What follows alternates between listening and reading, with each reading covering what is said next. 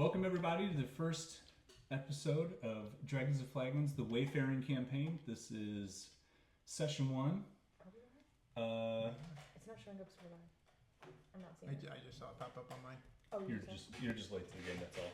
Yeah. My name is Jim. I'm going to be the DM for this campaign. To my left, we have Matt Terry. I'll be playing Val Spar, male satyr artificer. I'm John from Dragons and Flagons, and I am playing Darmythe, a Shatterkai rogue ranger, and wherever he turns into. Hi, I'm Hailey. I used to be known as Wacky when I did streaming and stuff. I am playing Nereid. She is a CL warlock.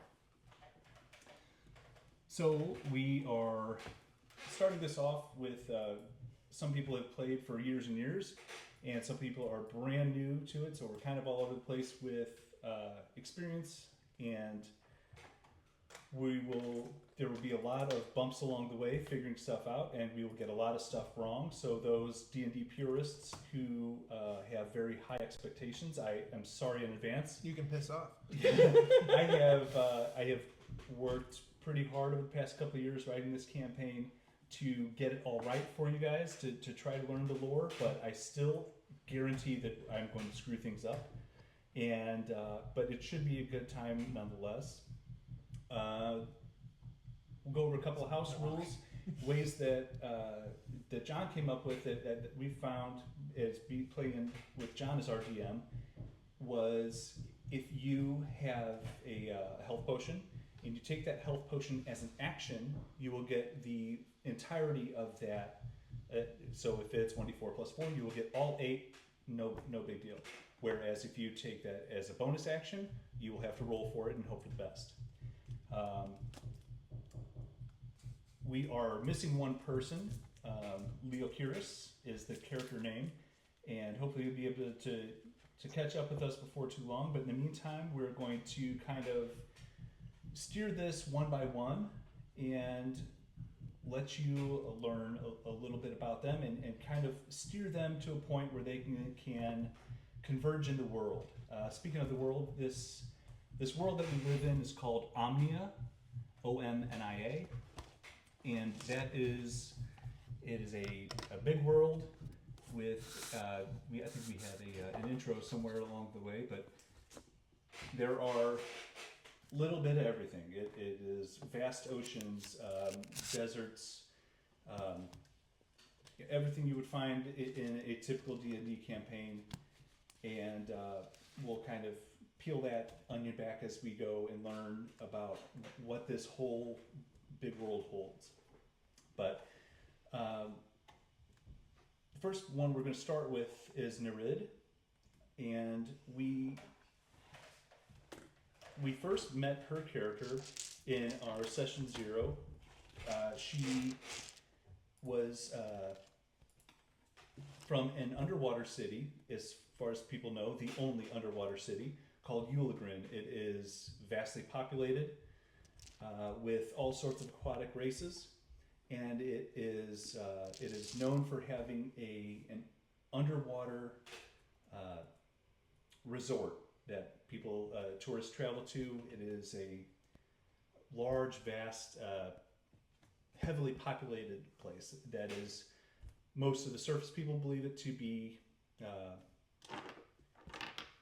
a legend. Unless you have the money to afford to go down there, then you know that it's real. You've seen it with your own eyes, and you can vouch that it is real and it is amazing. And Nereid is from there. And she has recently found herself in a new town on the surface after some things have, led her to this point. And you want to talk about that? Oh, I can. So you want to talk about your backstory? How did you get to this point where you woke up on a beach? Okay, so I can start there? Yeah. Okay, and great. just kind of give a highlight of who you met and where you went, and we'll kind of pick up. Okay, so when she woke up, she was on the shores of I'm gonna pronounce it wrong. Aranax? Yeah, that's it. Okay, she woke up on the shores of Aranax, injured and scared and not knowing anything because she had been in Eulagrin for her entire 367? 76. 76, dang it. According to your character sheet. Yes.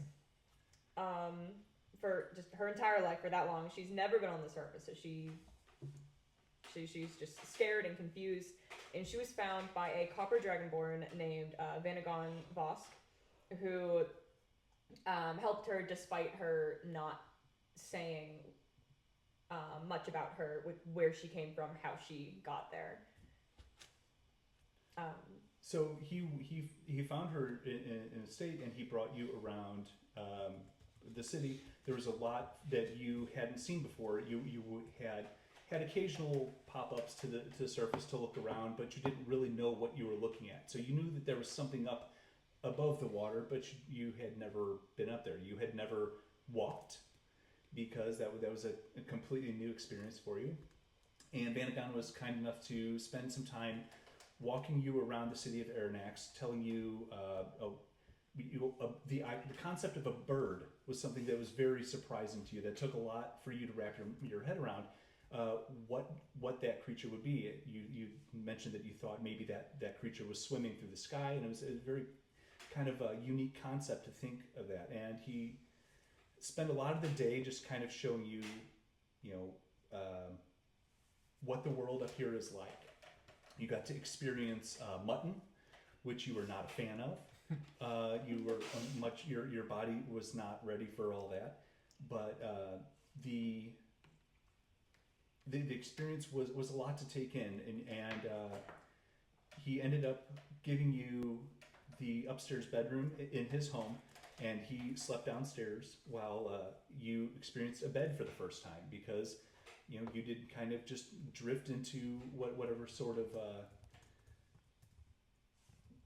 bedrooms equivalent that you would have in an underwater city, because the idea of stairs doesn't exist in Eulagrin. Why do you need that when there's just a hole in from floor to floor where you just swim up to go to the next level up? So these are all new ideas, and you got to sleep in a bed, and that's kind of where we'll kind of pick up with your story. As you lay in bed, you notice the warm blanket is a nice change of pace. Your character is resistant to cold damage because you are used to handling not only the pressure, the astounding pressure of the depths of being 13 atmospheres, I think is what the correct measurement is. But being so far below the surface, there's a tremendous amount of pressure that you don't have up here.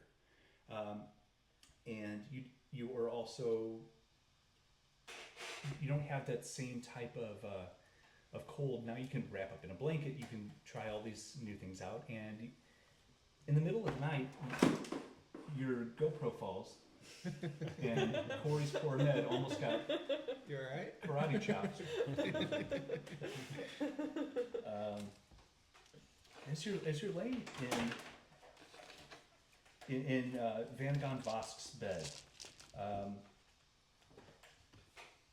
your mind starts to swim, and it feels a lot like a nightmare, but this one it kind of hits the pit of your stomach. This is something different, and you have this rush of emotion and horrible memories are brought up of your brother that you recently have had so much pain in dealing with.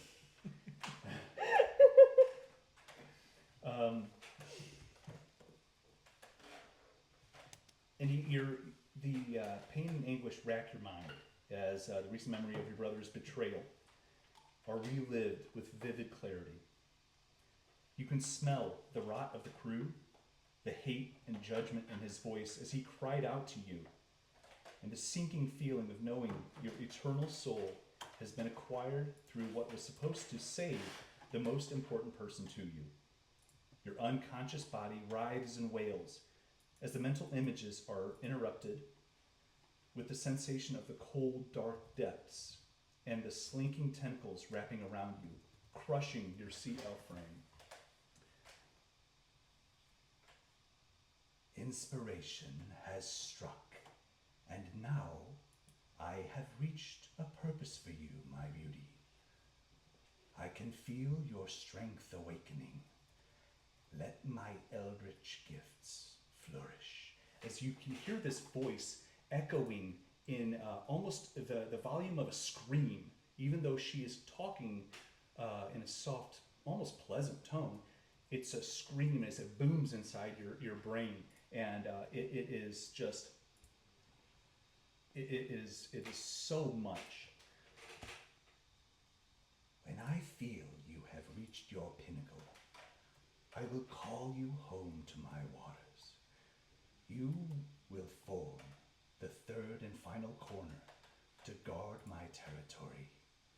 With myself, Admiral Tala, and you at your full potential, my reach can grow. To Cape Shiva, in the country of Madhu Coast. Go test your skills against the perils of the land, sea, and air. Seek out challenges and test your might so that you can return to me a champion. I will be forever watching. You wake up gasping for breath and clawing at the sheets of your new friend's bed as you thrust your body up, looking out into the room. A black, ghostly tentacle is seen in the space of the floor in front of you as you frantically scan the room to get your bearings. The tentacle swats at the furniture in its vicinity, leaving a trail of frost to each of its strikes. Initially, frightened of the tentacle, you clamber away, pressing your back against the wall behind Vanagon's bed, as you become still, watching the spectral image, as does it. You watch and wait, nothing. You give your hand a wave, the tentacle waves. You think for it to strike the floor and it obeys your command. You are in complete control of this tentacle and its power. You withdraw it into the void of the floor. Another arises on the end of the bed, away from you in a coil position. This one you have no control over. This one is not spectral. It raises from the bed, unfurls, and places in your lap a large nautilus shell. Once you lift the shell to inspect it, the tentacle retreats out of sight back into the bed and just vanishes. This shell in your hands is ripe with eldritch magic as it rests in your hands. You step off the bed and try to convince your weak body to cross the floor that is littered with damaged furniture. A sturdy walking stick belonging to your host is found tucked in a corner. As you grab the stick with one hand and clutch the shell in the other, Vanagon calls out to you. Nereid? Nereid, I'm back! Are you still here? Yes, I'm here. Is everything okay? Were you cleaning or something? What's going on? Oh. You can hear him kind of walking up the steps. I'm gonna quickly run to the door and make sure it's closed and he can't get in. Everything's fine. Oh. Sorry. Okay. Yeah. Well, hey, it's. Are you hungry? Do you want? I can make breakfast. I went to the docks and got a fish for you. And she's gonna I'm gonna look around the room just at the damage real quick. Yes, I'll be there in just a moment. Okay, I'll get it started. Goes back downstairs. Now that you're in this room, you're surrounded by the scene. What would you like to do? I'm gonna try is the key word here. Put everything back the way it should be. Okay. So you can do that somewhat. There are some pieces of furniture that are destroyed. when you summon your tentacle, it is not a little worm on the floor. It is a full scale, big, like a giant sized octopus tentacle. Without getting too literal, in the size of a giant. I know your pain on this. So, so when it hits, it not only does the initial damage of the swats, but it also is doing cold damage. Okay. So you have a little bit of puddles of water on the floor, and so you can slide things around, maybe turn it a certain way, but some things are a little more than you can just feng shui your way out of this. And then once I'm able, once everything is put back as well as it can be, I'm gonna slowly leave the room. Okay. Hope he doesn't go to see it too soon, and go down. Is it, I guess, downstairs? And then go downstairs for breakfast. It's a nice place, but it's set up kind of like a townhouse. It's not a big place, but it has a good sized living area with a kitchen, and the stairs go up to a bedroom.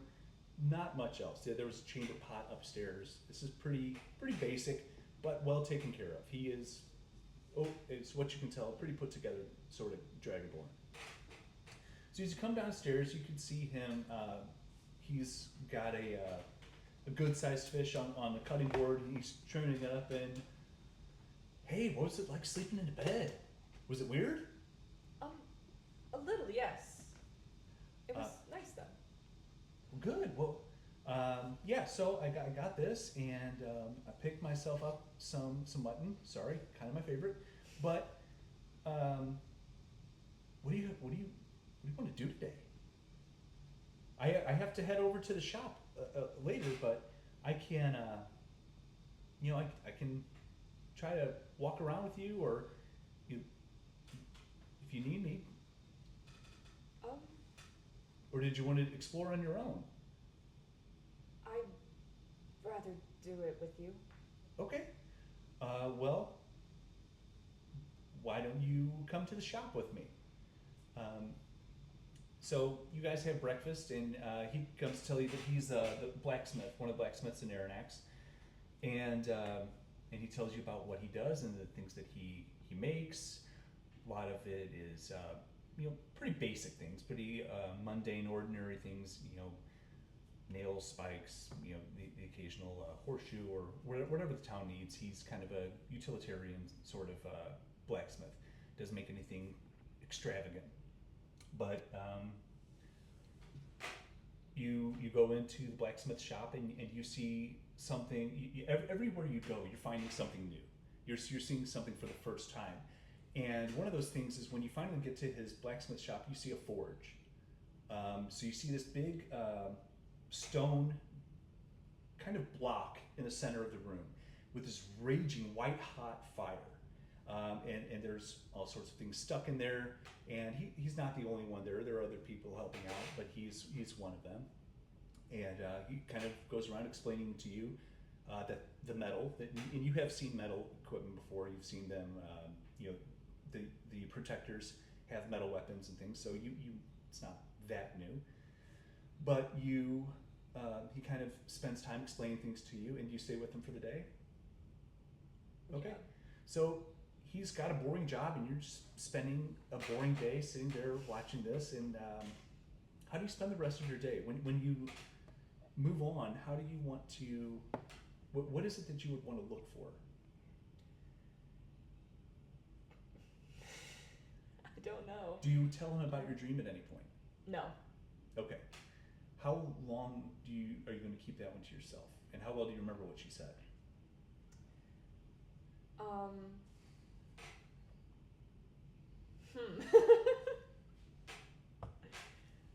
Let's see.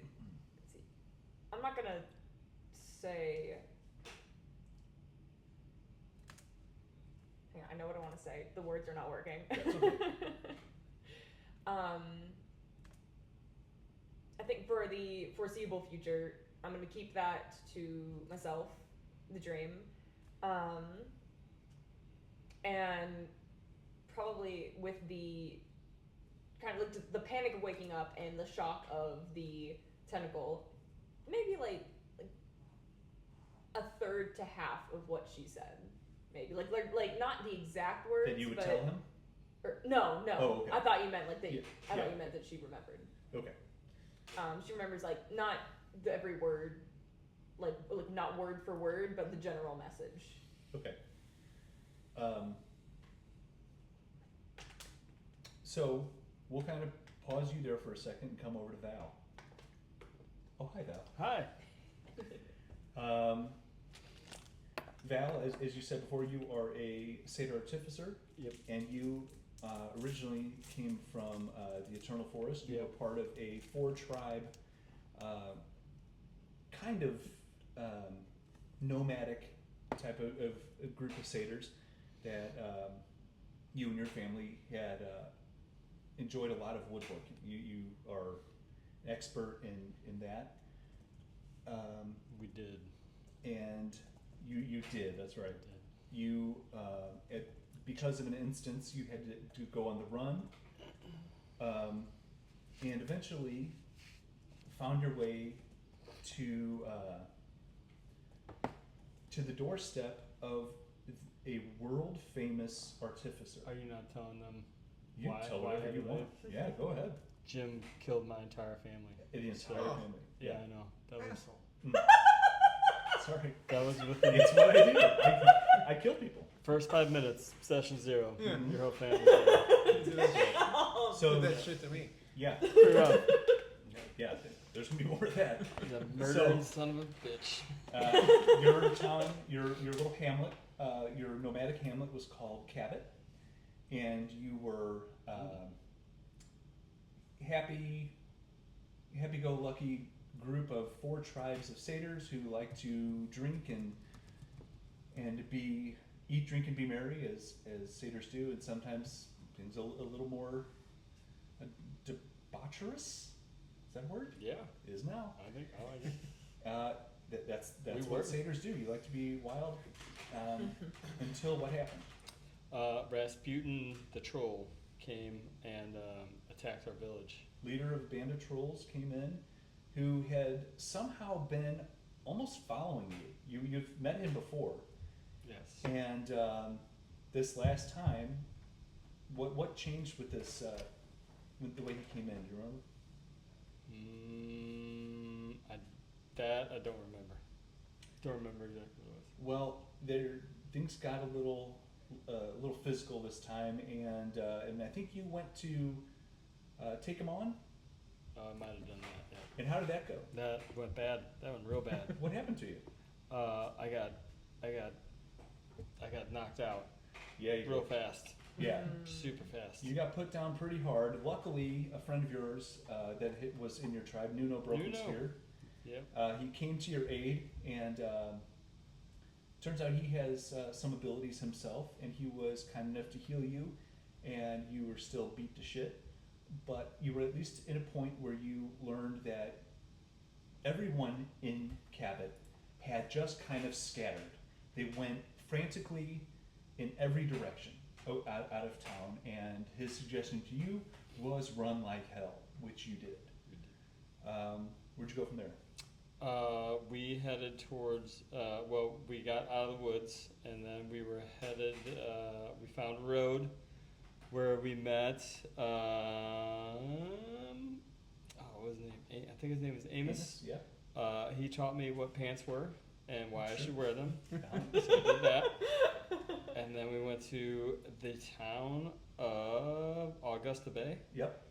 And I hung out with him, and I got a job for like a day or so. Were you a barback? I think so. Yeah, I did. Helping out in Poseidon's Tavern? Yeah, and Cool. I kind of showed him some magic tricks, some artificer type stuff, and then he let me stay. I got to stay in town for an evening, maybe 2, and then I got put on an airship that's Yes, you piloted did. by a guy named Grimm. Yep. And he told me all about the place called Plymouth. Mhm. And there a master artificer named Ford Barrows lives there. That's and right. I need to go meet him. So yeah, you went into, it's the country of Astra is where you went into, and this is a relatively large country that is, most of the settlements are around the perimeter because there is a large wooded area, almost the size of the country itself, pretty much in the center. And the area that you were in, you are used to the woods, but it seems that everyone is kind of sticking to the coast as you're kind of riding the coast. And the airship was, what was that experience like? That was amazing to see the magic used to propel that ship, keep in the air, and it was really neat to be that high up and have that And experience. Grimm himself told you that he studied under Ford Barrows as well. And That's Ford right. Barrows is this Albert Einstein, Elon Musk type of notorious genius inventor who, or Thomas Edison, whoever, plug in your favorite inventor of modern era. Ford Barrows is a legend, as Grimm told you on the airship, which he is the captain of, and his ship was called the Pequod. So, because you are used to this very small little kind of life where you used to getting fish out of the little rivers, making things out of wood, drinking wine that you've made, having these little kind of frat parties every night was kind of the way of life. And now you're seeing that you are a tiny speck of sand in this huge, vast space, and you're kind of having a good time learning how much is actually out there. Yeah. And your friend Nuno, turns out he was quite the rising star, because he found out that his singing and storytelling skills were just more. People couldn't get enough of it, so they asked some people at Poseidon's Tavern, where he went with you. They begged him come with them to Port Orleans, and it also that was in a different country that you learned called Madu Coast, and so he went off his own way and kind of left you on your own, which led you up in the Pequod with the captain of the airship Grimm, and Grimm taught you about what it means to have the powers and the skills that you have, the ability to imbue magic that you naturally have, similar to a sorcerer, put that into something where you can breathe life into it at this point it's a relatively small scale. But he told you what Ford Barrows can do. He was able to actually create metal men, and all these incredible inventions that he had. And he told you to meet up with him and see if you would be able to study under him. And eventually you made it to Plymouth, and Plymouth was this very opposite of your nice pristine wooded area that you grew up in. This one has almost a cloud of soot that lingers over the tops of buildings. A lot of black smoke coming out of some of these buildings. Did we lose it? Oh, froze. I heard it groan. Shape still looks good. It was just me. Go ahead. Oh, the men and women of all the different races in Plymouth, most of them appeared to be human, like Amos and like Ishmael and like Brandy, the people that you've met. But they dressed very differently. The women wore big hats, and it was very unique. They didn't dress like Amos. They didn't dress like anybody else. People here dressed very unique. They did wear pants. They did have pants on. Yeah, that was a common theme that you're picking up, that you were the odd one for not wearing pants. That's true. But you got them hairy goat legs, and it's probably not comfortable to wear pants. Yeah. In your defense, Looks silly. it looks silly, yeah. And you did get a gift that Brandy made for you. You got a jacket and an orange neckerchief, right? I don't have that written down. Did I? I think so. I don't remember that. think it was a navy blue jacket and an orange neckerchief, Okay. bandana, whatever you want to call it, because she wanted to fancy you up a little bit. I think she was sweet on you, but who knows? Makes sense. As you're walking through town, kind of getting the lay of the land and seeing what everything was like, you met some people. Remember any of that? Yeah. Yeah. Who did you meet? Oh boy. So we met Blink, who Mhm. is a Warforged. He's the Four Barrows assistant, Mm-hmm. and he was a really interesting character. And we met Elazar Pot guy. Pot guy, who is the and Wiley Parr. Mm-hmm. And they are kind of the competing artificers with Ford. Like they also make automatrons or Yep. Warforged guys, and but they're very different than what Ford makes, and they kind of like are rival. I So don't this know. idea of a warforged is something that Ford Barrows invented, but being the one to want to spread knowledge around the world, he just grabbed the other artificers and said, "Come here, come here, come here. Let me teach you this. Look at this cool thing I made." And so he grabbed the others that you would have learned: Professor Kehelm Sepper, Gerzel Ironbrow. Yep. There was Ford Barrows himself and Elazar Pot Guy. And the four of them got together and all learned how to do the same thing because he wanted to share and spread and take all these things that I've learned, take all these things that I've made, and just go do amazing things. Go be amazing. Go and he wanted to kind of improve the world with his inventions. So Elazar Pot Guy had a little more of the capitalist route where he wanted to create his Warforged and maximize the amount of money, so he rose prices on things and started to compete with Ford Barrows in his own town. So imagine two Carnegies going face to face in one city, while you may have some friction there. That one city is moving by leaps and bounds because of the whether it's amicable or not is up to everybody else, but you do have that kind of competition in one city. So it makes it a hub for smiths of all types, especially artificers. So you met Blink, and you found out that Elazar Pot Guy is kind of a dick. Yep. And his assistant Wiley Parr, not that great either. No. When you met Blink, you would find out that there was an amulet around his neck that helped you teleport up into Welda Tower. Welda Tower is this immense tower where Ford Barrows lives, and it just kind of hovers in a very slow rotation around the perimeter of the city. About 150 feet off the ground, that this big floating rock with one tower just kind of lazily, inch by inch, just keeps circling the city. And that's where you... Didn't you say Ford doesn't take many like apprentices, or he doesn't teach much anymore, or he only takes he's special slowing down, students? but he does love to teach. And one of those is somebody that you have kind of, you should have met.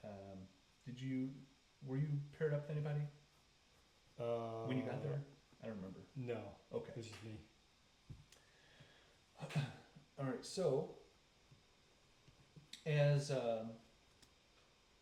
you were walking around with Blink inside Welda Tower, you were walking around this kind of cylindrical shaped tower that appears very old. Although there are all sorts of little half-completed projects laying here and there. It's an organized mess. This is the home of a genius, a scatterbrained, nutty professor sort of genius. And Blink kind of walks you around, gives you the grand tour, and introduces you to someone named Shanavi Isi. And he is a Luxodon, so a large elephant folk creature.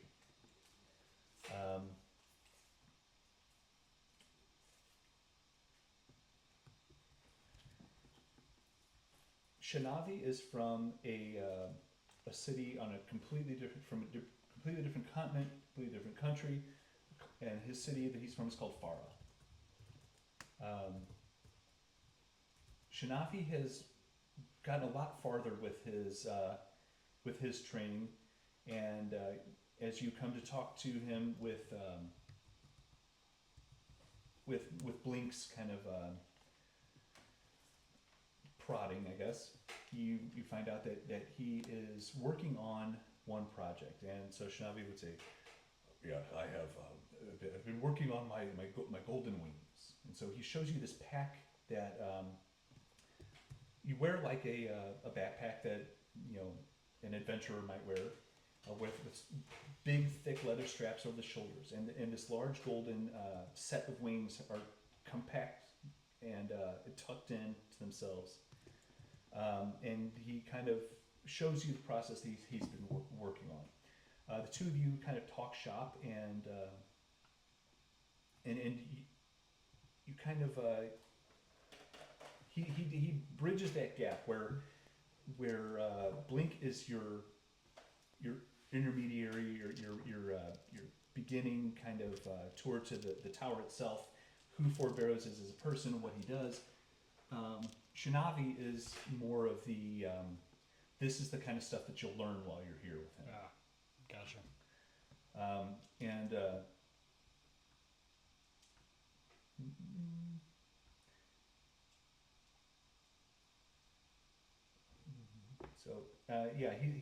He goes through some pretty technical explanations of how they work, the materials that he used, and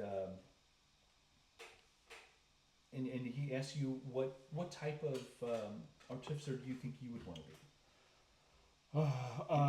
Well, I know that I really like working with wood. I'm very familiar with all different types of wood and carvings and all different types of woodwork. As far as what kind of artificer, well, I like to create. He takes you around looking at the higher levels of the tower, and he shows you that he breaks down for you that there is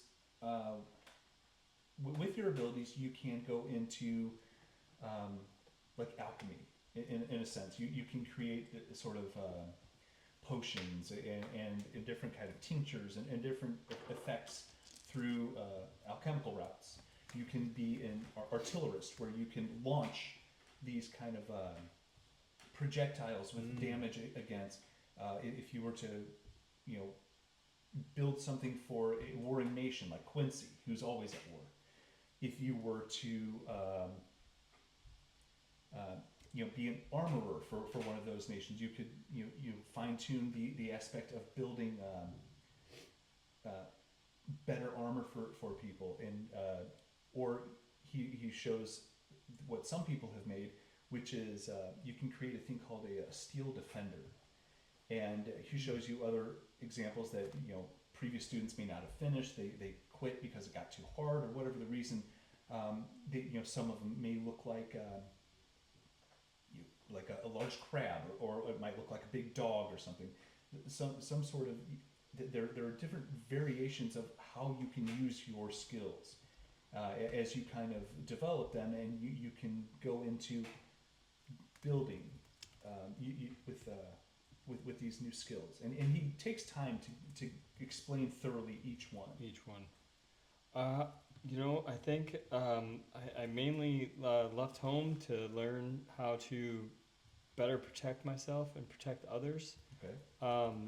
And I think the best way to do that, it sounds like the artillery route is the way to go. Being able to maybe create weapons or constructs that'll help protect me and others. Be the way to go. Come with me, come with me, come with me. And he gets really excited when you say that. And he takes you up to the stairs to another level where it's a lot more of the same. It's an organized mess. It's there, but there is a lot of unfinished projects in this area. And he takes you over to what is like it's a small, it looks like it has a lot of concepts of like a short bow. It has like kind of a blocky body. It has almost the legs of a little spider, and then a part where like maybe an arrow would come out of it or something. And he explains to you that what this can do is you can make fire come out of it. You can adjust it to do whatever you want. But the person who built this one that you're looking at, they started off with a really good foundation to build this. Essentially, would be a flamethrower, but just never got around to completing it. But you can see, and when you look at it, it doesn't have your style. Okay. What would your style look like? Would you go for the little more fancy, like maybe some filigree on it? Would you just go for form versus function, or? Good question. Thank you. I guess it would have a little decoration. Yeah. It would have. It would look a little bit more intricate. So this one's going to be a little boring when you look at it. Like, oh, yeah. that's it. Yeah. A little disappointing. What else you got? So yeah, he can do he better. goes around and shows you some of these other types of mechanisms that can be built. And he, there is more than a few forges in this place. They love to build. This is what the tower does. So, and you guys spend quite a while, several weeks, inside this tower as he keeps angrily, like the dad from A Christmas Story when he's working on the furnace in the basement. Yeah. That's kind of how Shinavi takes it to working on his Golden Wings backpack. It's not lining up right, and every day he gets a little closer just to fucking losing it. And he gets really frustrated with it as you learn by leaps and bounds how these pieces fit together, how to imbue it with magic, and how much you need to give of yourself. Because each time that you give a little bit of yourself and put that into each thing you build, it takes a lot out of you. It's because you've figured out also in this, because Shanavi has a lot of the same things you can do. Not only can you make things, but you can learn spells too. And there are things that you're picking up. He can teach you that if you were to accidentally cut yourself while you are trimming up pieces for something, you can cure that. You can just like Nuno did for you when the troll swatted you to unconsciousness. You can heal yourself. You can heal others. That's a skill that you've learned now. Nice. And so you can take all these things, and you are learning every day is just filled with these epiphany moments. And I love it. And soaking it up.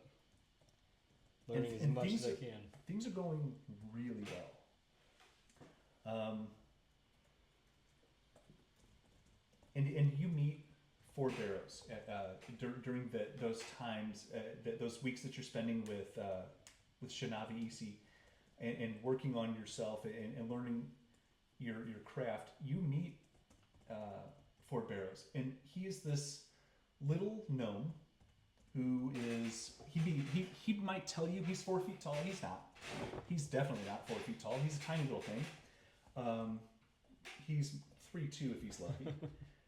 But he's got this wild gray hair, these little spectacles that sit on the tip of his nose. He has a brown vest with a white shirt underneath, a brown jacket that he can't remember where he put it, and Blink will occasionally bring it back to him just in time for him to lose it again. He is brilliant and kind and caring, loving, and so scatterbrained. He will tell you a great story, forget where he was, and then come over here and build something.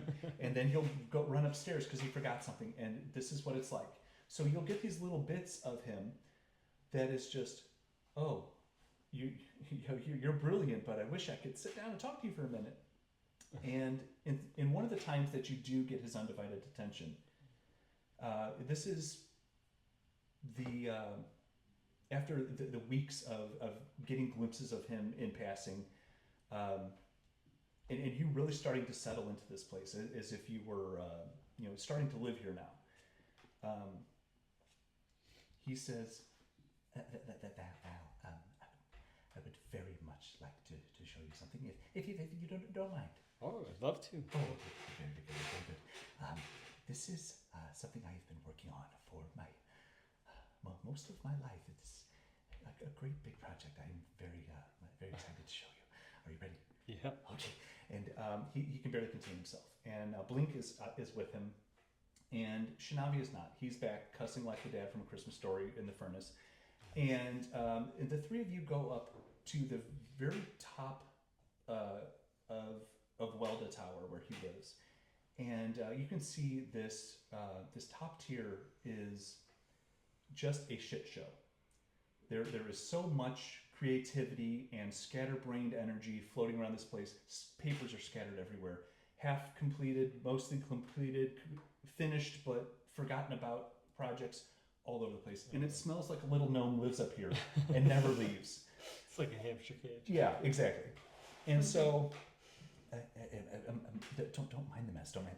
Let's head up this way. So he pulls you up to this little staircase, little kind of rickety wooden staircase.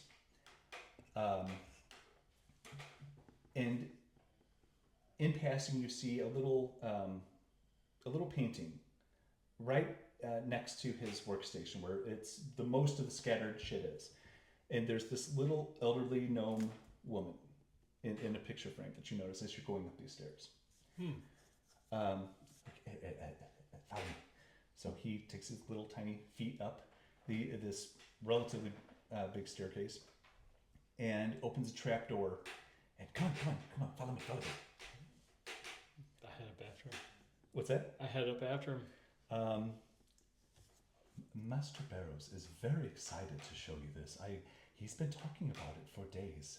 Finally, he's gotten around to remembering that he said this. So you're in for a very big surprise. And as Blink tells you this, you come up into the top of this tower, and it is kind of a cone shape as you realize that this is the very peak of the tower. The structure that's up here is this large construct. Takes up almost the entire space. You are kind of ducking out of the way. How tall are you? Let's say 5'9". 5'9". So it's a little cramped. You're around the height of I think Blink is around your height. Or Warford's like 5'8" to 6 feet, somewhere in there. I don't actually have that answer. I think they're about the size of a human, but Okay. Am I tall for a satyr? I never played a satyr before, so I don't have that answer either. I think they're on the Whatever low you want. fives. Like they're around the height of an elf. Yeah, I would think. I'm about 5, I'm guessing. Oh yeah. So, but yeah, you go up, and it's almost hard to see once you first come up, and you have to kind of take a step back, and you see this structure has legs. The structure has a tail, a long neck, and this big head, almost like that of a lizard. And it's kind of pieced together. Give me an either a perception or investigation check. Oh, first one. Here it is. Oh, that's probably gonna be bad. Oh, it's not too bad, maybe. Perception or investigation? Yeah, you bet. Because perception is 14. just kind of scanning the area. Investigation is taking time and really studying it. So with a 14, you're up close, so it's kind of hard to get back to take in what this really is. And then as you kind of walk around looking at it, you hear Ford Barrows. His name is Orion. He's not quite complete, but when he is, you realize as you come around, you see these big folded in wings, and you come to kind of piece everything together. Legs, tail, wings, head. he made a dragon. Whoa. And this thing takes up this clockwork dragon takes up the majority of the space. And he starts to go in, boom, hits the ground running, starts talking about all the technical things that he did to this creature to make it work. And you're brand new to this. You're only a few weeks in. Whoa. But you're a pretty smart guy. Your intelligence is what? 13. 13. So you are 3 tiers higher than the 4 of us sitting at this table. So you're still a pretty smart guy. And you're trying to keep up. He is just going a mile a minute with some pretty complex some builds here. And he talks for a while. And what do you think of all this? Is there anything you want to ask him about? Is there anything you would want to say? Does it? I mean, does it fly? Oh, not yet. I have more to work on. I fear that I don't have enough magic in myself to bring him to life, but perhaps he will be a tremendous invention once he is together and ready. I think I need to do more of his rotating at the waist is still very clumsy. I think I can improve it. I can always improve it. That's sort of my thing. Is I always feel like I can improve things, but then I get wrapped up in. Wouldn't you agree, Blink? Yes, Master Burrows. I would say that you do tend to get wrapped up in things. And he kind of stops. Anyway, let's head back down. And it flight of genius thought. We're all done here. Well, wait. Yes. You said you don't have enough magic to imbue it. Well, I hope I do, but I want to get everything just right before I get him before I open the roof and let him out. Did you know this roof can open? I did not know that. No. Yes, and he runs over. What's this? And so he goes over this big crank on a gearbox on the side with a pulley chain and just. And he's just lunging up to reach the. It's not that big of a wheel, but to him, it's like trying to turn a water wheel. And this little body is trying. May I get that for you, sir? Oh yes. So Blink just turns it casually. Yeah. And you can see they kind of open up a bit as the whole roof opens, and these big copper plates open up, and you can see the sky above you. Wow. And as this opened, you kind of lost track of time, but the sun is starting to set. And then Blink closes it up, and so he kind of takes he finishes going over Orion with you, and comes back downstairs and gets back on his work and lets you go back to your thing. That's incredible. Thank you for showing me. Night comes. You go to your bed.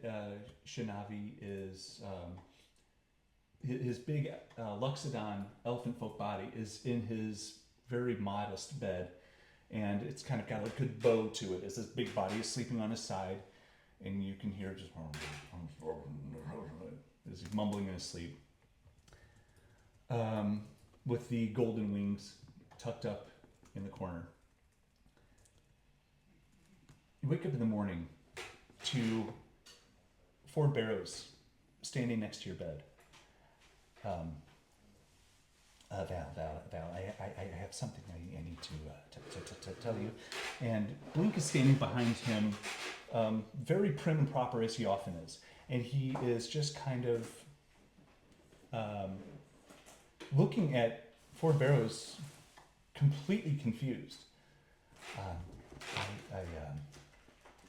I have something I need you to take care of immediately. You and Shinavi are to. He's heading home to Farah. His work here is completed. He has finished his wings. I helped him early this morning, and his wings are completed, and he is heading back. And you will board an airship.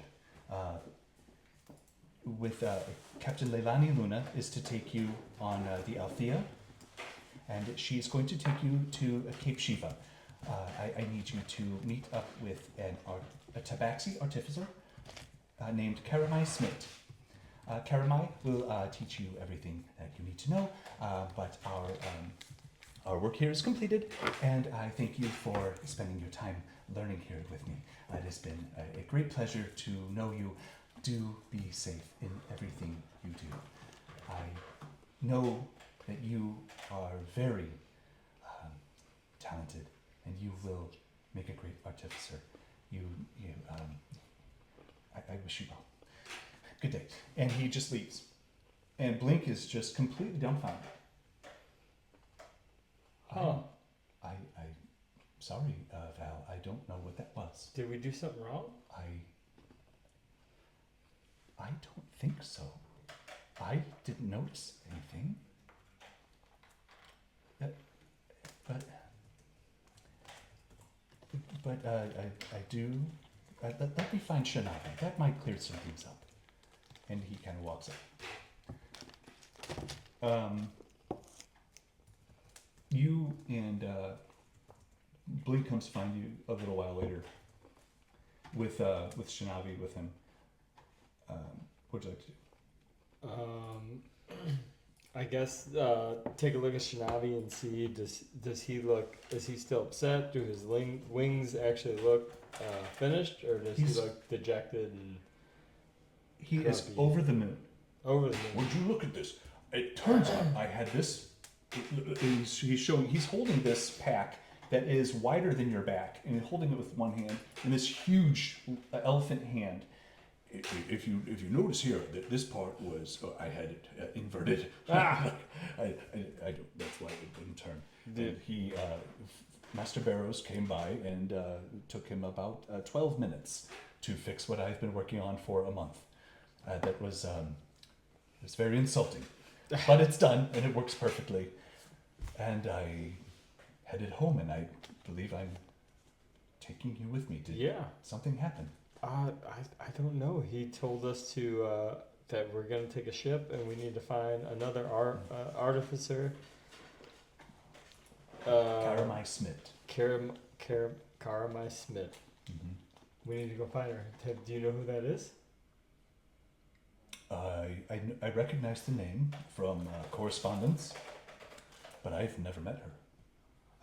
I can. Blink, any idea why we need to go find her?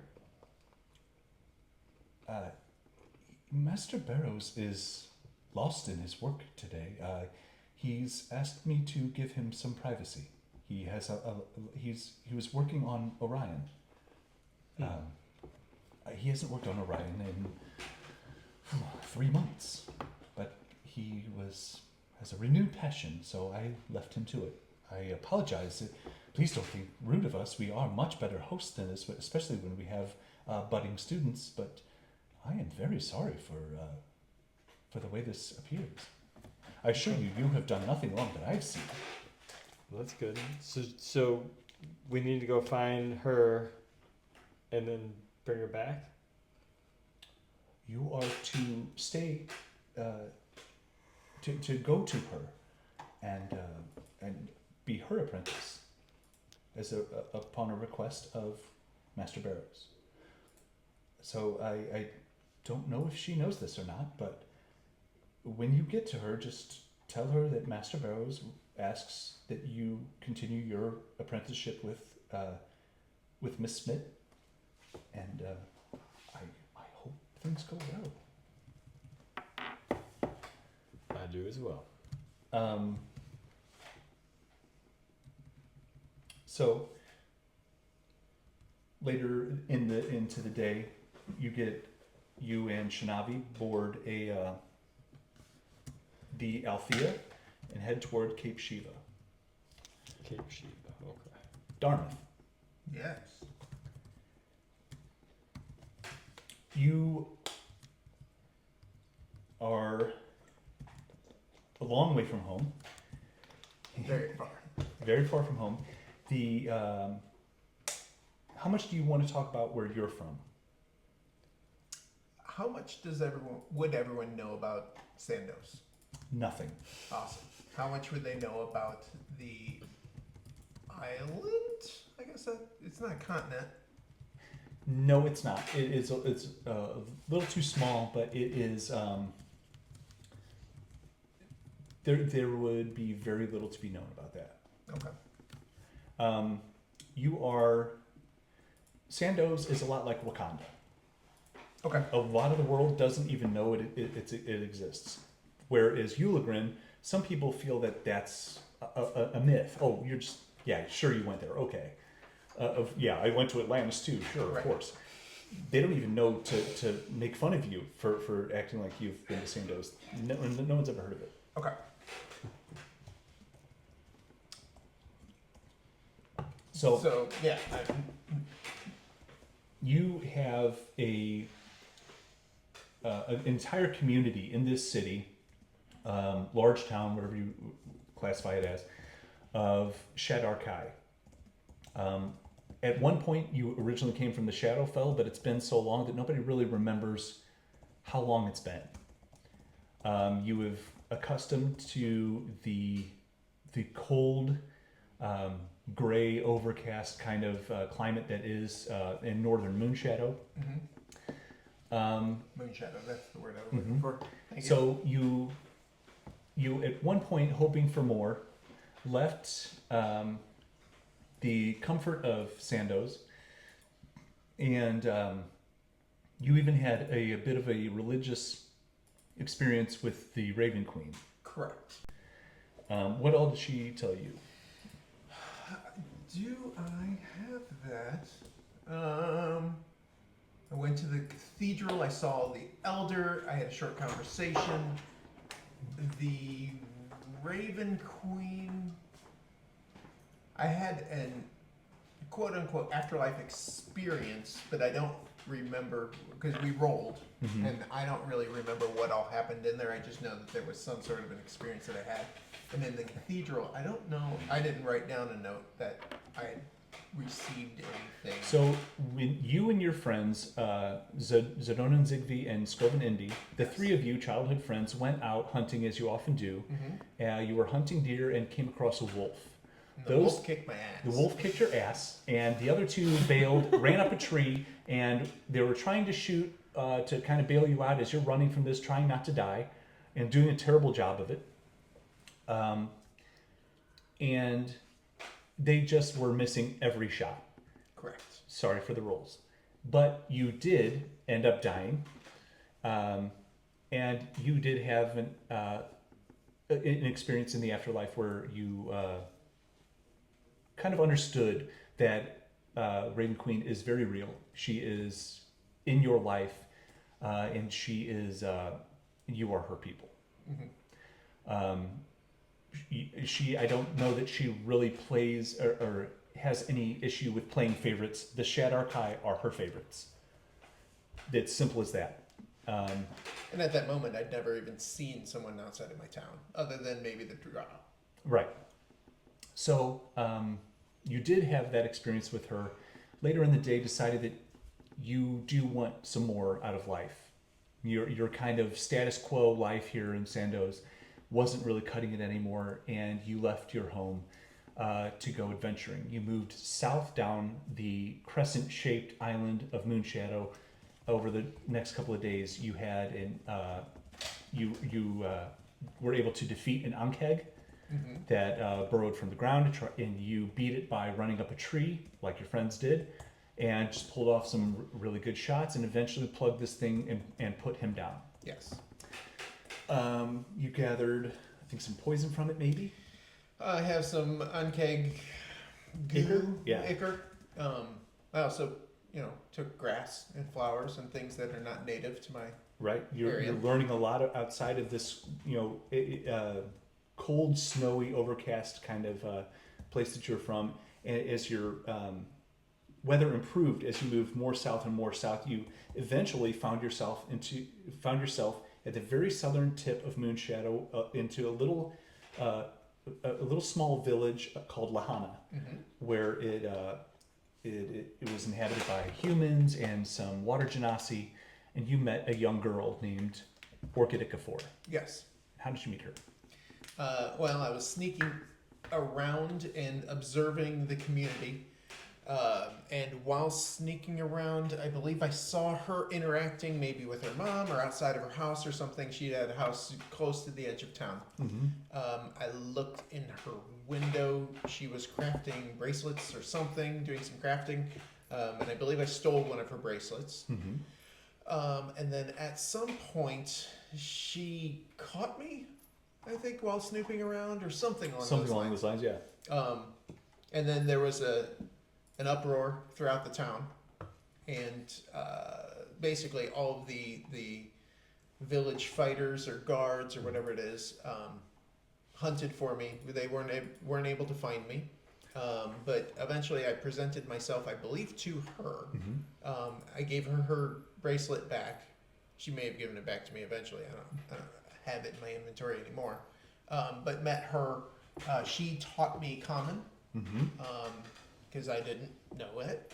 And looking through my notes, she taught me common, orchid, pretty hair, web ears, small house hut close to no lock.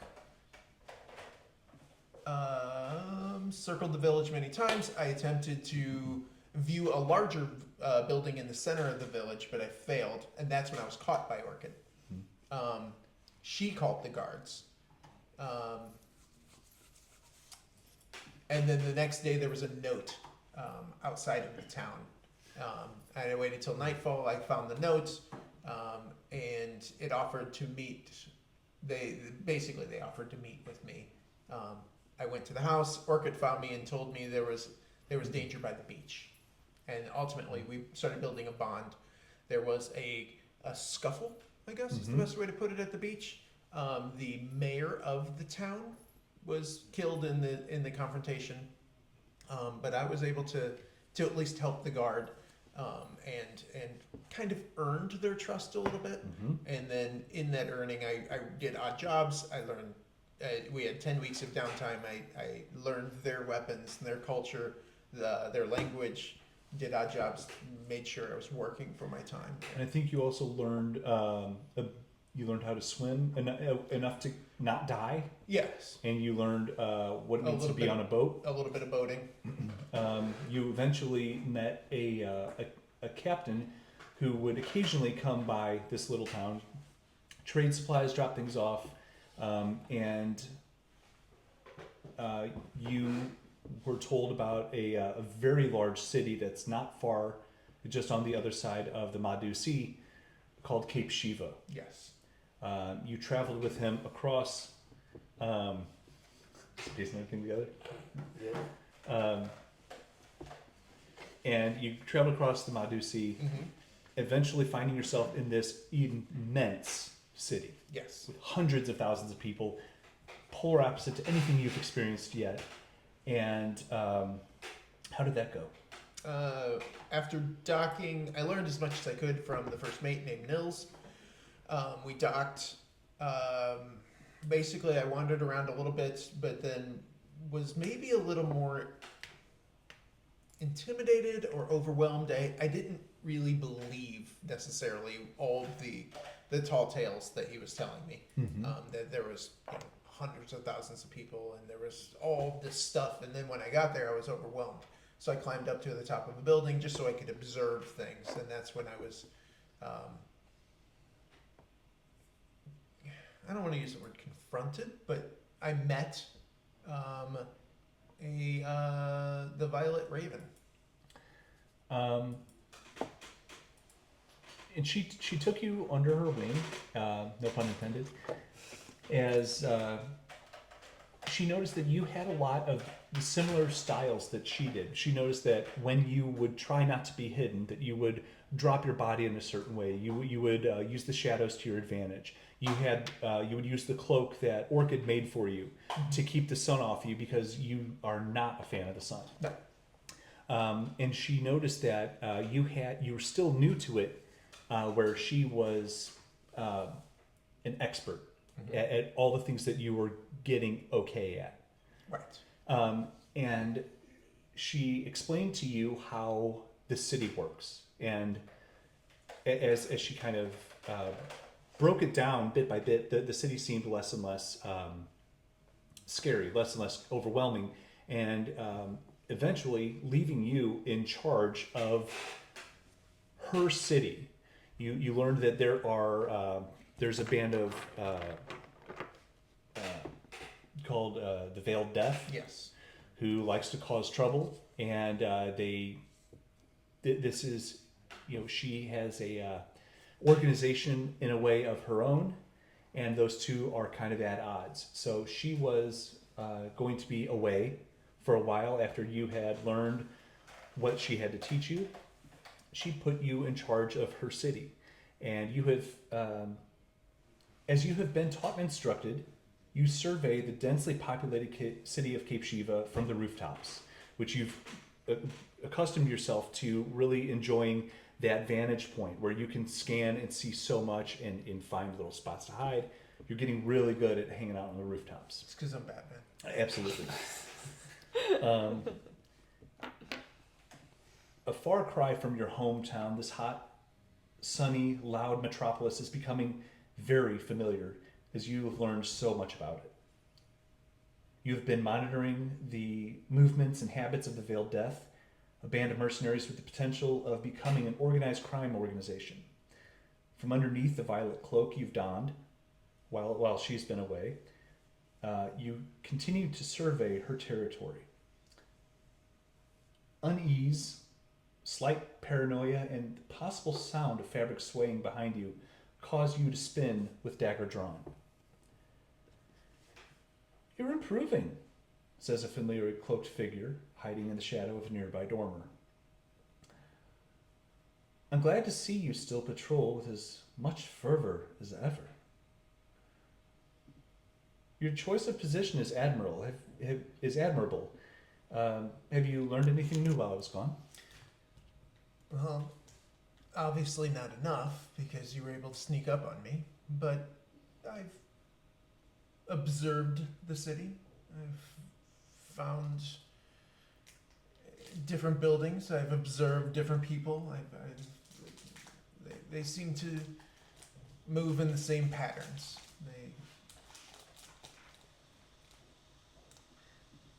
Have you seen those little black insects in the cracks and the streets below? They just walk in a line and they continue to travel about.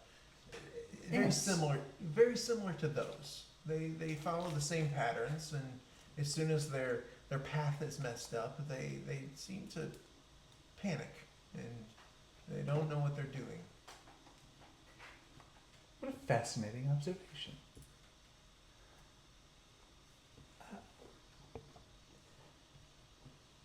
As you're having a conversation with your mentor, a crashing sound is heard in the street below, a few blocks away, with panicked screams following. The hysteria of the street and the unknown cause of it cause your body to tense, but you resist to lunge after it as you've kind of taught yourself not to react so quickly. You study before you make an action. "Go on, Darmythe. I'll be here. See what the commotion is and address it as you see fit." Nereid. Well, actually, Val, you have, over time, made your way through the Althea into Cape Shiva.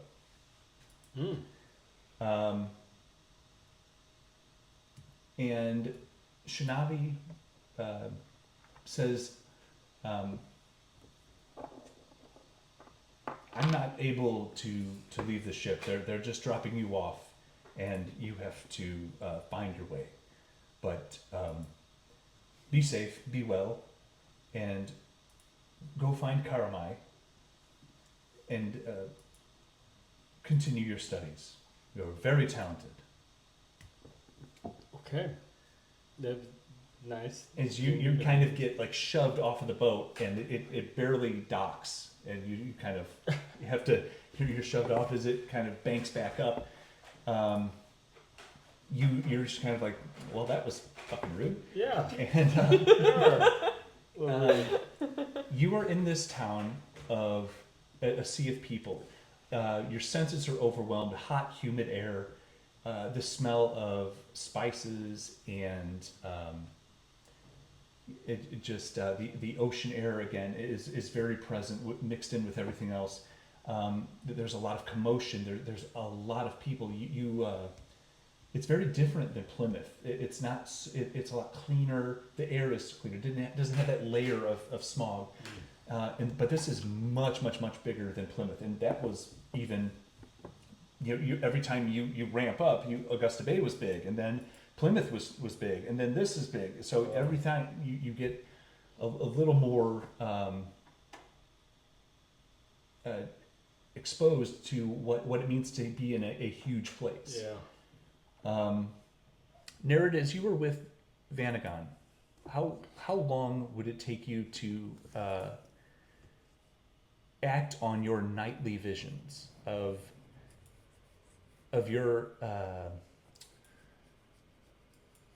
your patron's commands? Maybe a couple of days. Okay. Do you ever tell Vanagon? No. How do you think you would get money to afford travel to Cape Shiva? Would you steal it? Would you stow away on a ship? I think I would stow away. Okay. That would be the first. Give me a stealth check to see how easily you are able to sneak on to a boat. Would you do this day or night? And Night. what method would you use? Because you can breathe underwater. Do you have any? Does that help you at all? Or are you going to try to blend in with the surface people? I would probably use I don't want to say too much. She'd probably go at night. Okay. And instead of trying to blend in with the crew, I would die. How do I explain this? I'm sorry. You're fine. Playing a game. Yeah. I know, but I would, it'd be at night. Instead of trying to get onto the ship normally, Mm-hmm. she would probably pull herself up to the up onto the deck. Oh, kind of like she did with. Yes. Okay. Yeah. So give me stealth check with advantage because Okay. you've done this before and you remember Yes. what you did right, what you did wrong. So roll with advantage. Okay. You didn't roll. Sucker. Oh, anything's gonna be better than that. Yeah. Anything is gonna The be first better nat than one. that. Yay, nat ones. Oh god. God. That's worse. It's gonna be. I have a plus. I think. Let's see. +1, so it's 4. 4. God. I'm not using this one again for the rest of the night. So you, as they hear a person-sized splash as you slip your hand off of the boat, Damn. maybe even on the way down. They hear you and It's time to roll a new character. the dock workers. What are you doing? I fell. Are you treading water at this point, or because you're spotted? Were you going to try to climb back up? Or are you Treading away? water at the moment. Okay. What did you fall from? You're nowhere near the dock. Did you fall off the boat, sweetheart? Are you okay? Yes, I'm fine. Do you need any? Do you want to come here? Are you? Okay. Are you hurt? And No. kind of the dockhand kind of waves you over. Tell me, were you trying to stow away on the ship? No. Give me a deception check. Get it. Oh god. Three. Three's the number to beat. Oh, okay. I got an 8. I've got +5 deception, so 13. Bam. Oh, okay. Were you? Did you fall off the boat? You what happened again?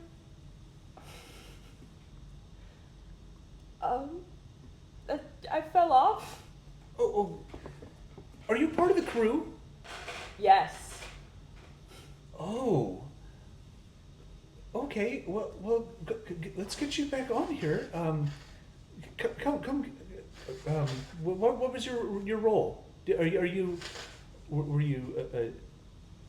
one of the loaders? Are you sitting in the crow's nest? What is your what's your job? The first thing.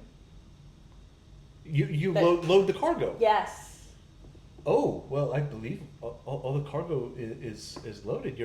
They're getting ready to shove off. You'd better get back on. Mm-hmm. Come on, hurry up. I'm gonna hurry. Did they throw a rope? She's able to swim. They may not know. Whatever. You've run the show. Yeah, she as she's sitting there treading water, I would assume it looks pretty amazing. It's pretty effortless. Like, I can't even imagine what an aquatic race's water tread looks like, but I bet it's almost like you're floating. And I would assume that you would naturally swim to her as you're kind of talking. How do you kind of save face in this moment? Do you swim back up to the dock? Where do you go from here? I'm gonna swim back over to the dock. And just are you trying to file back up the ramp as it's kind of okay? Give me one last deception check just to see like that awkward moment as you're walking by them. Let her take her walk of shame in peace. I just Oh curious. god. Okay.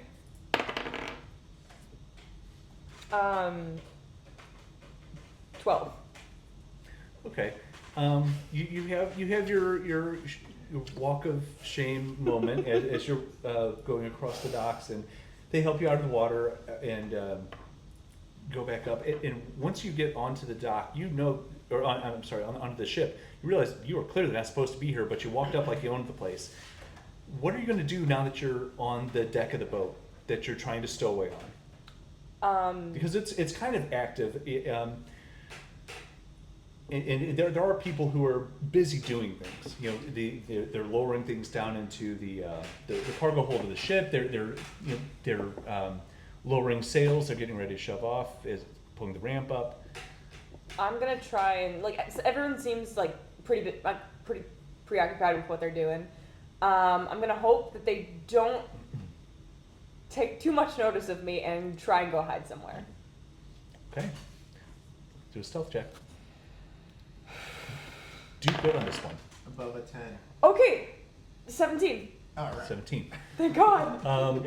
Taking advantage of everybody's busy work right as they're preparing to leave the docks, you find a nice little quiet spot to hide over, behind some crates or whatever it is, and kind of duck into the shadows and just watch. You had enough sense to make sure that this one was bound for Cape Shiva, as spend the next several days aboard this boat. For sake of time, you do great. Yay! And you arrive in Cape Shiva as you kind of slide out of the deck of the boat, and before anybody else is really able to notice that you were ever there, you dash into a sea of people. like everybody else has kind of accustomed to, there is this hot, humid area with all these, these smells of the spice markets and sea air, which is nice for you. All of this whole sea of people.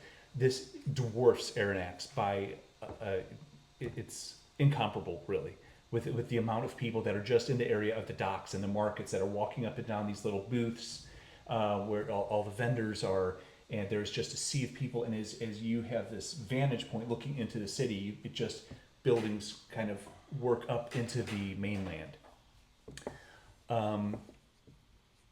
As you kind of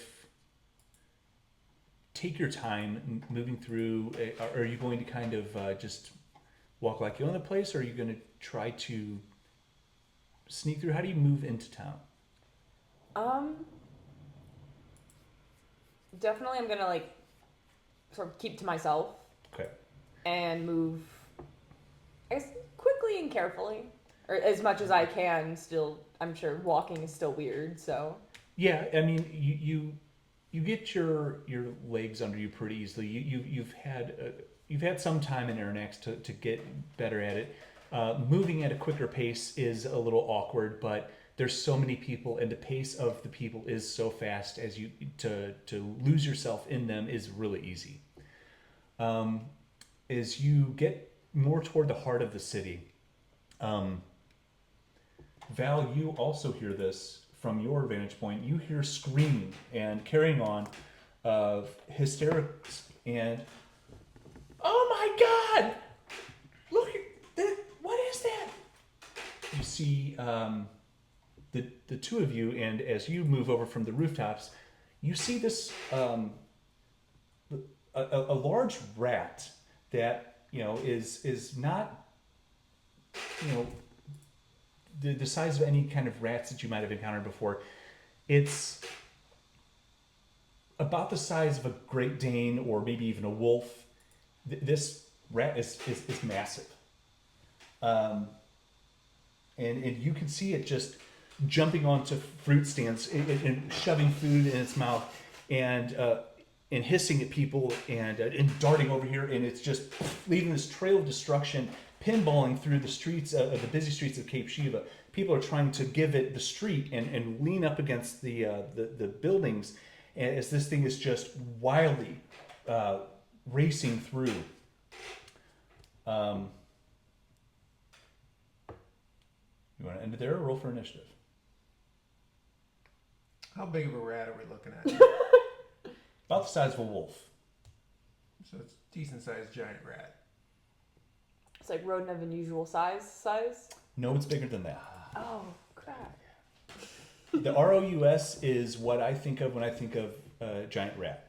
That's your standard giant rat. This one is much bigger. Now, being in a city this big, you would probably have seen one of these. This would be enough for you to say, that's not normal. Okay. So before we jump into that, how are you guys feeling for time? And how are you feeling for time? Whatever. Okay. I'm good. All right. Then I'm going to look back at the Violet Raven, because I'm assuming she's still watching me as I've gone to look at it. You're out of her purview. Oh, I am? You're completely on your own. She told you to go on Darmythe. I'll be here, see what the commotion is, and address it as you see fit. Roll for initiative. All right. All right, buddy. Wonderful. What? Wonderful. You've got to be. Oh, I got a bonus initiative. Yeah, do I have any cool stuff? I don't Oh, know. God. Make sure. Do I have any cool? No, you have no cool stuff. I have nothing cool All yet. terrible I crap. am just a piece of trash. I'm just a bill sitting here on Capitol Hill. Okay. What'd you get? 14. 14. Okay. Nereid? It's a 2. 2. Not feeling like fighting. Scared by rats. Dark. 10. 10. Okay. Her defense, she's never seen one. Also, that was actually a nat 1 Again. Oh, congratulations on the terrible rolls. I see that it'll be haunting you this entire time. You're doing Yeah. well. All right.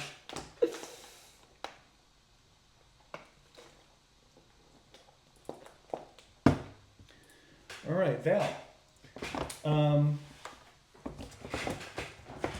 Let's get a map. Oh, ducka ducka. I'll move out of the way. Let's just use this.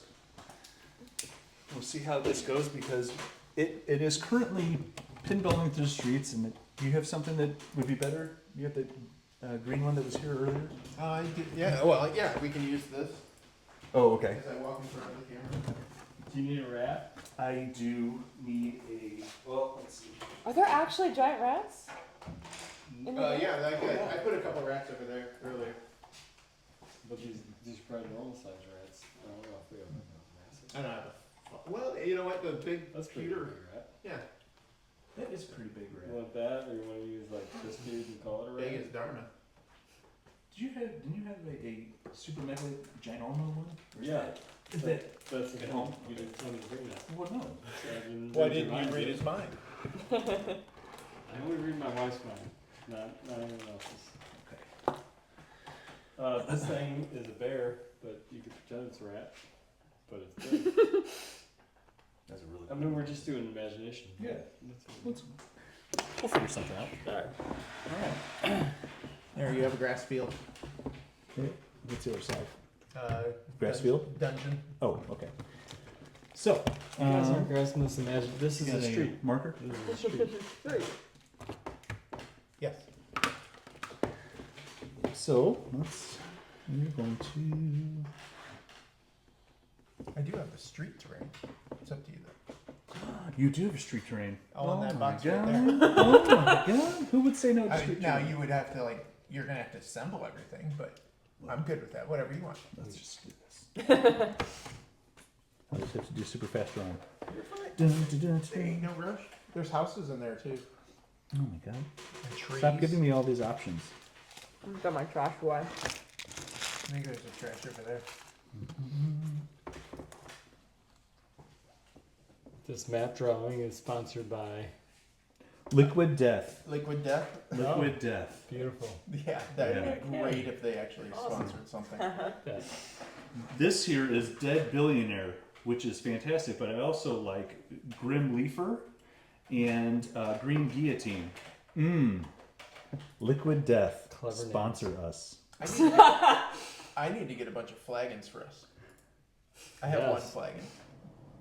Can we get a Kickstarter for our own So currently merchandise? we are dragon and We have a cricket. dragons and Flagons. Oh yeah. Flagon. Yeah. Flag We're on. just- We're just That is one. not in the room right now. No. Okay. Well, All right. Christmas is coming. Probably sickness from school too. All right. So, where are the houses? In the container right there, I think. All my stuff is in front. Maybe top shelf? Question mark? Oh my God. And trees. It'll get more organized as we go. That's all right. We'll just... So each square is 10 feet, right? 5. 5. Okay. That's so cute. Oh my goodness. Now we just need a ton more, and it'll be done. I will just start working on making houses. That would be amazing. Thank you so much. So, Darmythe, I assume you're going to pick a rooftop somewhere. Yeah, I would be still on a rooftop. Do you have, where would you be? You put yourself where you think you would be. And Nereid, you put yourself where you think you would be. Okay. Like, I guess it'd be coming from there. I don't know where there is, but Yeah, Yeah. over there. I don't know. So these would be alleys in between the buildings. Okay. This is a large open street. There, most of the people have tucked into alleys or pinned themselves up against a wall Okay. because this creature is. I like the mini. I like the mini. It looks nice. That's cool. Thank you. You made it. I bought it and painted it. That's not the same as making it. You designed it and stuff. So like, Oh. you mostly made it. Okay. If If you you- just little over there. There's a little bit, can see you on my rooftop. So, Val, you see this thing just Oh. slamming into carts, hissing at people, acting like an asshole. Asshole. Oh boy. What would you like to do? First combat, first turn. Don't fuck it up. Alright, then I'm gonna move. More liquid death. Look for that sponsorship. So we can buy Corey new toys. No shit. I'm gonna move there, and then Right about there? Okay. just because I've been waiting to do it ever since we started, I'm gonna create an Eldritch Cannon. Okay. And I think I'm gonna make a fire one. Flamethrower cannon. It can be within 5 feet of me, so it'll go there. Okay. Is that action or bonus action to So that is my action to create the cannon. So you moved up close to not attack him? Hey. I sure did. Wait a minute. It says bonus action, 15-foot cone of fire. But it doesn't say like fire as a bonus action. It just says that. So that's my cannon. The Eldritch Cannon will go after you. It has 15 hit points, and then it should say you do 2d8 fire damage. Right, but can I create it and fire it in the same turn?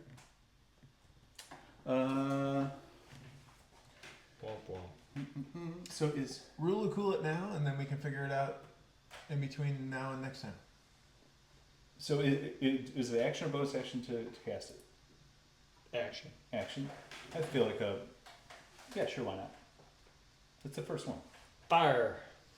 Right. Right by that. Each creature takes 2d8, half on deck save. So you gotta make a deck save, and my DC is 11. Good luck, rat. Get out She here, rat. should roll for you. Oh my god, I need to roll the dice so I can read. Okay, it's a fail. Oh, it's 2d8 fire damage. That's 10. 10 damage. 10 damage. All right. The rat's still alive? The rat is still alive. He's It is as you throw this thing out, command it to fire. Just a big cone of fire, roast this thing as it's sitting on top of a cart, just shoving different citrus in its mouth, and you hear just this wail and it jumps off and just starts to kind of lunge over. So we'll just say that when his turn comes, he's going to dart away. But he is not enjoying that all his fur is on fire, and he is just this blistering pustules as this thing is just kind of writhing in agony. Ah, that felt good. Darmythe. Does the rat know I'm there? The rat is more concerned about, ow, God, I'm on fire. Oh my God. That's about all I can think of. So It doesn't even know the roof is there. okay. So I pull out my longbow, Okay. and I get that ready, and I square up my arrow.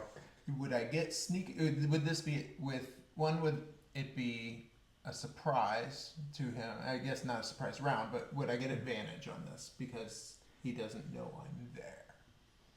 Your call, however you want to call it. I think he is active. Does it say about active? Any items it's wearing is on fire with the flamethrower? Oh, If not, probably should. That's kind of how flamethrowers work. It doesn't say anything specific about So catching somebody on fire. I can't imagine that we will just wing that one with Rule of Cool because it should be. So it is actively on fire. Okay. Well, so I would say that you can have advantage on that. Okay. He's real busy. 4. Sorry again. An 11 plus 6 is 17. That's a hit. Sweet. All right, now I'm a rogue, so I get to do, or part rogue, so I get to do a bunch of. Nereid, you see on the rooftop above you this arrow and sink into this flaming rat sitting on a cart. When I hit a creature with an attack roll, I can mark that as my favorite foe for a minute, or until I lose concentration. So I'm now concentrating. So I'm gonna roll. You said I get sneak attack on this? Mm-hmm. All right, so I get to roll my D8, my D6, and my D4.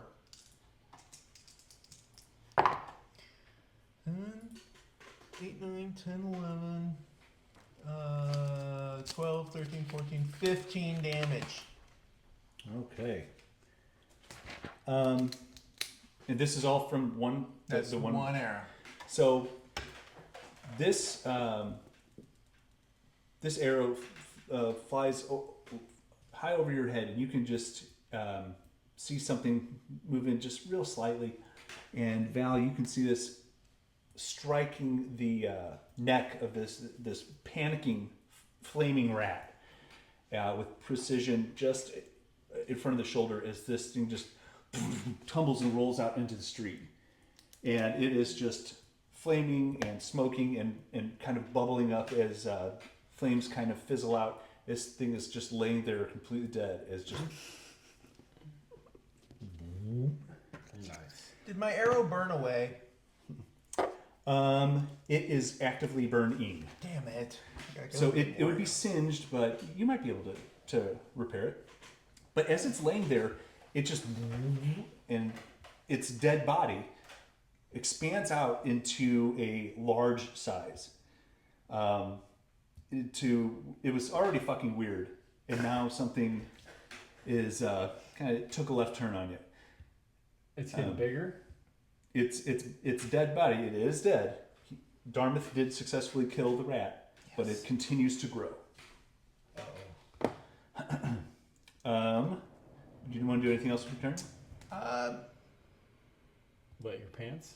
Yeah, I mean, I just watched this thing. I'm going to stay on the roof. Any people that are standing watching, you can hear the screams of people like, oh! Tucking into the alleys as this thing grows even larger. Well, actually, is there a way that I can try and... I don't know how accurate this mini house is. Is there anywhere I can hide? You have been getting really good at hiding at rooftops. I would say that there is probably a dormer or something that or some place that you could find to hide. All right, roll stealth.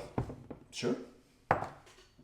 Net 20. I Nice. am good at hiding. You are very good at hiding. He is a shadow. And what's your modifier just for funsies? Oh, for funsies, I think I have stealth plus 8, so 28. Oh my god. What the Okay. hell? I guess that's good. I have the expertise in stealth. My God. At a level 3, you're rolling a 28. This is going to be great. You'll never see him. Nope. So I'm invisible For That's any for the rest good. of the game. So, Did you kill me? No, you're hiding. Oh. I just let you know. There's nowhere to really hide behind. Nereid, what would you like to do? You just saw a little goat man throw out some sort of contraption that blew fire, Average size. and then a dude on the roof, or you don't even know that. You just saw an arrow come from the roof, and now this thing is dead and it's growing. This is a weird day one of being in Cape Shiva. It's a very weird day one. Now that you see this, all the people are scared and tucking into the streets. Are you going to join them? Or are you going to go up? What are you going to do? I don't know. It's a great Or you question. just stand there with your mouth open? It's definitely an option.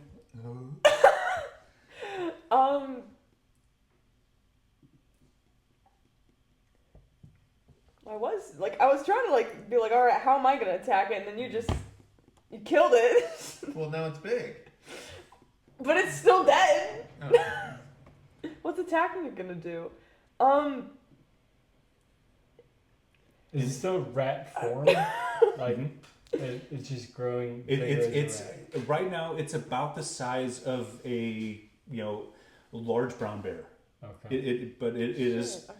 all intents and purposes. It is a rat. It has a rat tail. It has rat teeth. It had rat fur, but it's all melted off. It still seems dead. And it smells like a dead rat, but it is very absolutely dead.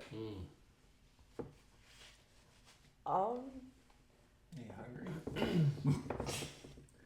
I'm probably just gonna go with the crowd and try and like get away You from want it. to talk to Goat Man? I don't know. Is there any fire on that thing still, and do you have water to put it out? It is smoldering currently. The fire has gone out as all of the fur burned off and the skin bubbled up and sloughed off as it eventually ran out of fuel and put itself out. Is there like a Oh, cabbage yeah. cart nearby that's in peril? Maybe. Put that out. My cabbages! Oh no. There's thought that was an several. Aloe reference. There's a couple of people in the street who are injured as it kind of slammed into them, knocking them into the buildings. There is a little bit of that peeking out. Is it over sort of thing? Is there the quiet of the street is kind of is it or is it not okay? They're getting a little bold as they're kind of poking their heads back out.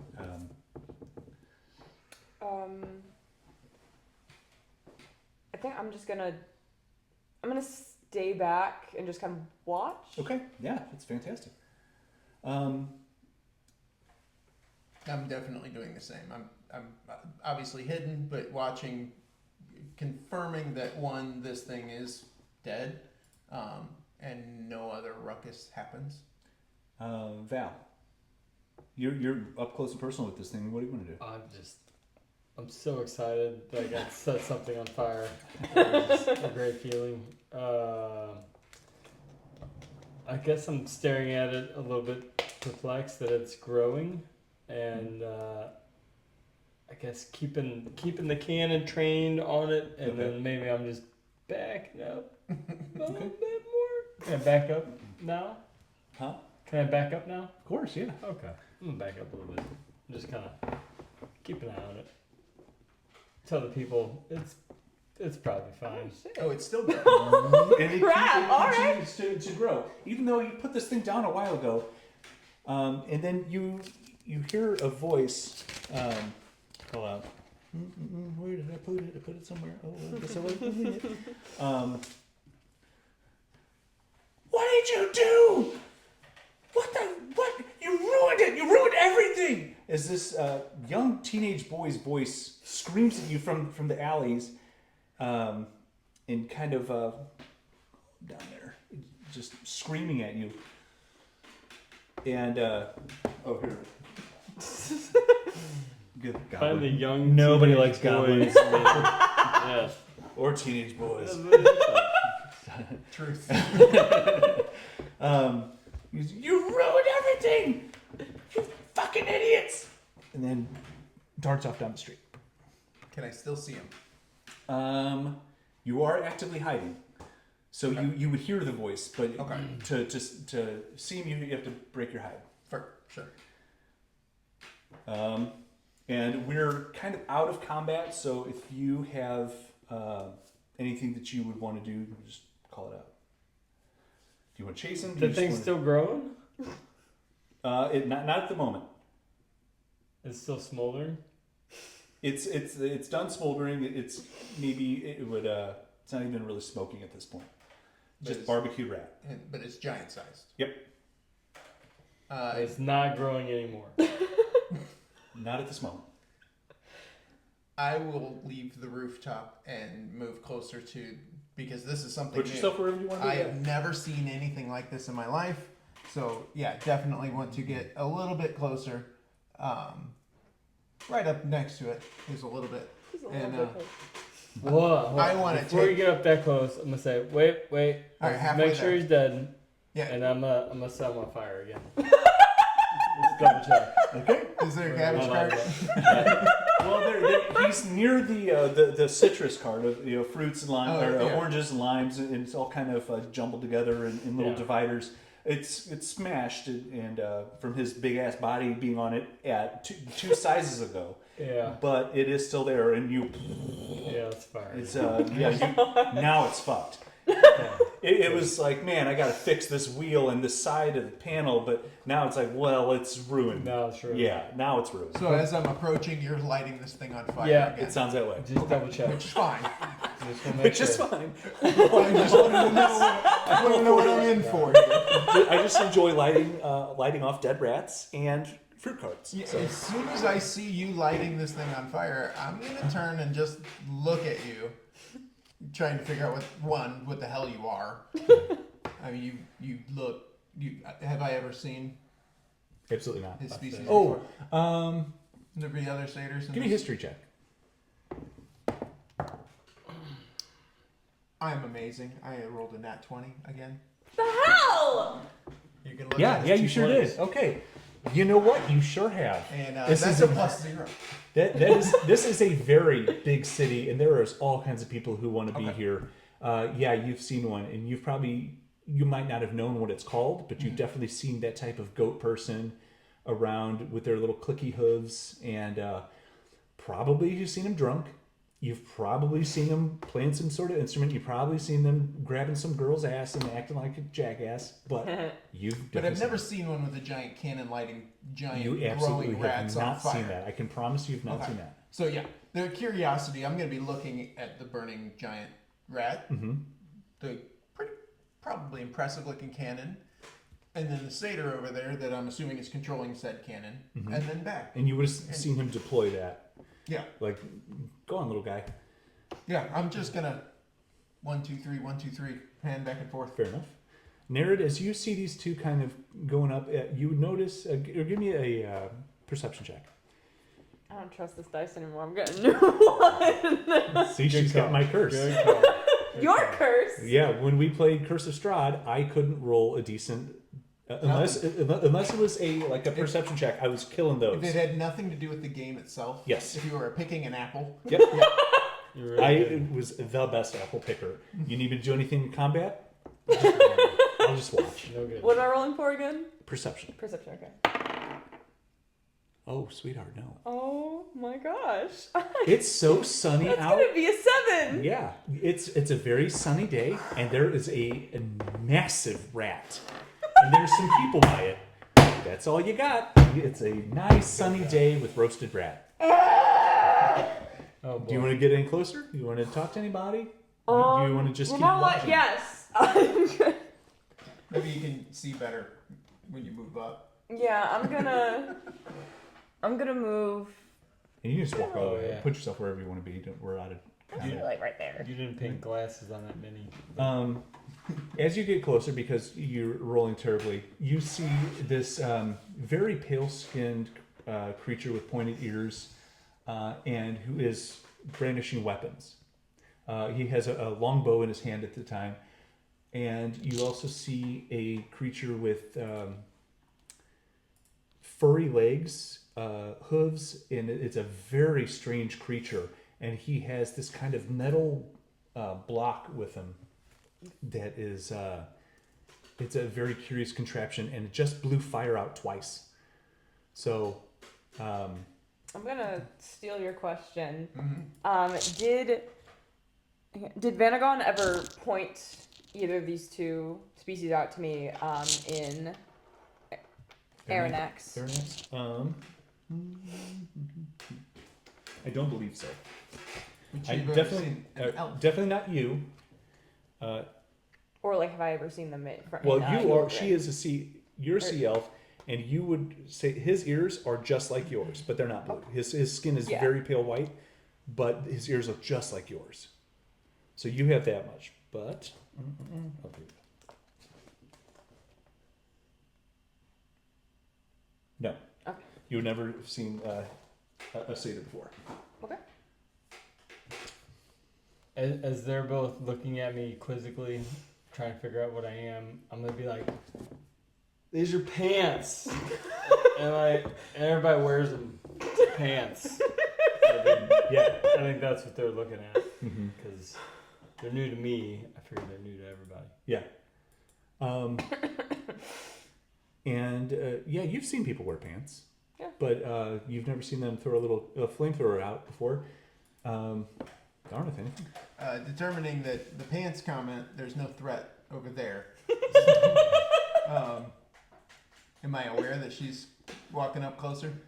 Give me a perception check with advantage. This is your whole thing. 17 plus numbers? Yeah, you hear her. Okay. Because she didn't say anything about sneaking up. She just Okay. walked up normal, which you would have absolutely heard. Then looking over you, are you brandishing a weapon or anything? Or looking intimidating? Like she's got weapons on her, but she's not like holding them in her hands. Okay. I'm going to put my bow away and kind of loosen the daggers, but not pull them out. Okay. And just trying to keep an eye not only on the now giant-sized burning rat, but also the hairy-legged person over there that's concerned about pants. And Because there's no way those pants can fit right. No. People can see your furry legs. They're ridiculous. Yeah. and the blue elf-looking like creature. Mm-hmm. Would I have ever seen a water or sea elf? Is this what? Yeah, you would. I believe I can fly. That's not it. Yeah, I believe you have seen Are there some other at sea elves Lahana. in this? Oh, in Lahana they would have had them. All right, then keeping an eye on the sea elf, but also the satyr. But if I saw them in Lahana, I'm assuming they would have been allies, like part of the community. Not. Yeah, you would have known that some of them were Lahanan warriors. Okay. Some of them were just ordinary townsfolk. They were one of the races that were just purposefully there and not being threats. Then I would give whatever the cultural equivalent of hello is from Lahana. What languages do you speak? Bottom left. Common, deep speech, Elvish, and primordial. Okay. Oh wow. Got a lot. And did you say you said something? Or you said hello? I would say hello basically in the Lahanan way or whatever. However, if it's like aloha or whatever Lahana does, I would Okay. be doing that because I would recognize her, at least her species or you in general, from Do you that. speak Sylvan only, or you speak Elvish as well? I speak Common, and I put Sylvan because I wasn't certain, and then I also put Undercommon. Okay. And then I have Thieves' Cant, and for whatever reason I have Primordial, but I don't think I would actually. I think D&D Beyond just gave it to me. Okay. I randomly picked Sylvan, so I got that one. Hot damn! Yeah. Okay. So you hear him. He has kind of an Elvish accent. It's something that you would like. Maybe if you heard somebody from the Mediterranean, you would say, "I can tell that is that Italian? Is that Greek? Is that something?" But you can place the region. So kind of like in that way, you would be placing the Elvish commonality in his accent Okay. as he greets you in a way that you are completely unfamiliar with. Okay. So, Aloha. yeah. So, after your pants comment, you Just want to like address these confused. people who are coming Oh. up to check out your rat. Well, I'm gonna put the cannon away Okay. and say I think it's dead. I think we did it. So now, and where then- do you? Because it's listed as a tiny cannon. So where would you keep it? Are you going to So- rotate that thing on your shoulder, or are you going to let it? So what I like to think is my staff, like Okay. that's like clockwork in there. I kind of throw the staff out, turns into a cannon. You know, Climb back. I'm so happy with that. I think it's kind of fun. So Yeah. then the staff goes back. You in had the me at hand. clockwork. So I got staff back in the hand. I don't know exactly. It's magic. Is Don't this worry going to about turn into a It's magic. steampunk game? We can only hope. I mean, What? probably not. Probably not. I don't think so. Yeah. As much as I can make it. Some say I think it's dead. Who fired that arrow? That was an amazing shot. I don't know. But are you certain this thing is dead? I think it's dead. I'm gonna go up and poke it. Kind of poke it a little bit. It's a What? big fucking rat, and it just at this point it's like Poke it somewhere else. Than Yeah. I'll poke it up there. yeah, it doesn't give a lot. It's a big mofo. Okay. What is it? Yeah, I'd move up, and I'm gonna seeing that it's not moving. He's poked it a couple times.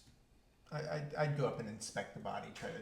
People at this time are coming out of the alleys. They're trying to get a better look at it. They're doing that rubbernecking kind of thing. Is there what's going on over there? And as the commotion kind of builds back up in the street, as you come up, what specifically are you looking for?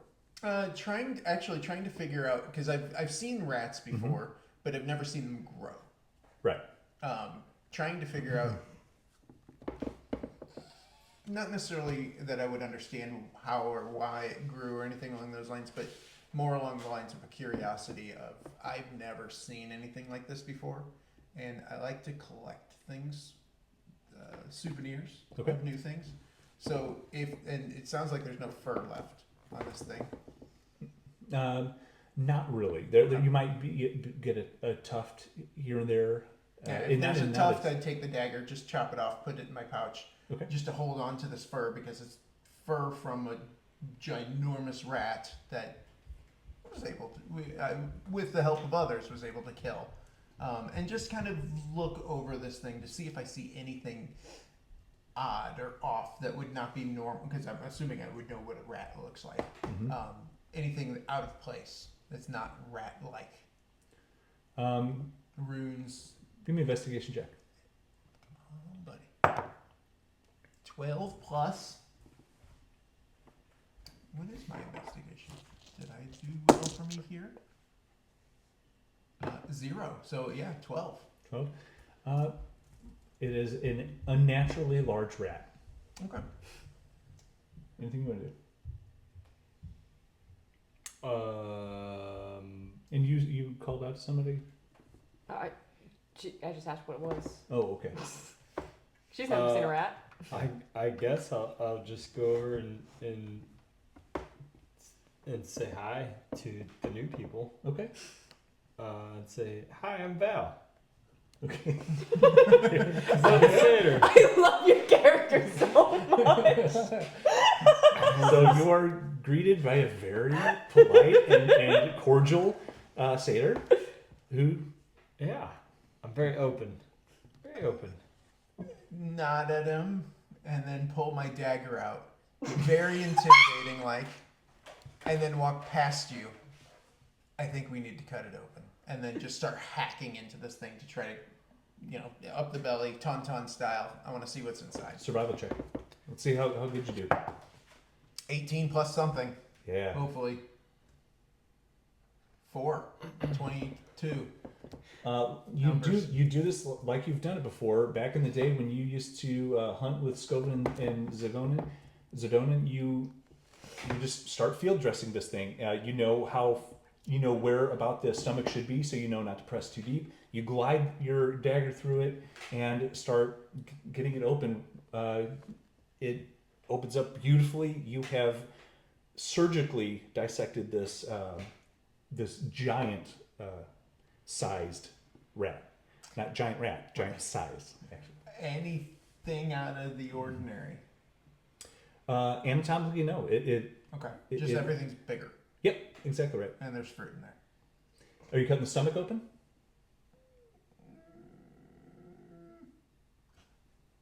Before I would do anything, are you guys running up? Are you doing anything No. as I'm just gorely butchering into this? I'm just kind of staring in shock, like, and confusion, like, what is going on? And by this time, how many other commoners or people, town folk? When you cut it open, that kind of grossed some people out. So you got a reaction from behind you, but the street is filling up. Okay. And there is a buzz around you. Okay. I'm gonna clean off my dagger, and I'll look at both of you and say, "We may meet again." And then I gotta get the hell out of here. Okay. So you take off. I would take off. I'd find an alley, climb to the roof, just try to sneakily as best I can get out of the line of sight of all the people, but try to find a spot where I can keep an eye down on the area. So your new, well, I assume you guys are up closer. Sure. This guy just bails. He I do the proverbial tip the hat, but I'm gonna kind of pretend like that didn't happen because that was very rude. And I'm gonna turn around here and I'm gonna say, "Hey, hi, I'm Val." Hoping for a better outcome this time. Hi. What Hi.